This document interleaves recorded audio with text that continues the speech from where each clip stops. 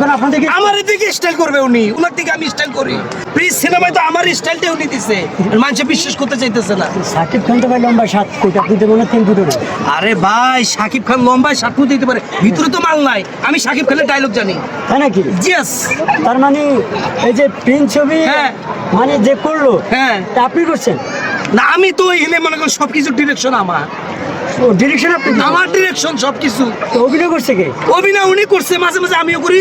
তখন অবশ্যই যে মনে করেন মুখে যে নকল যে ইয়া লাগায় না, প্লাস্টিক সার্জারি করছিলাম। মানে প্লাস্টিক সার্জারি করে আপনি সাকিব খান? জি জি জি জি, কিন্তু কণ্ঠ আমি শাকিব খানের মতো দিতে পারি। তাই তো কই প্রিয় দর্শক, হ্যাঁ।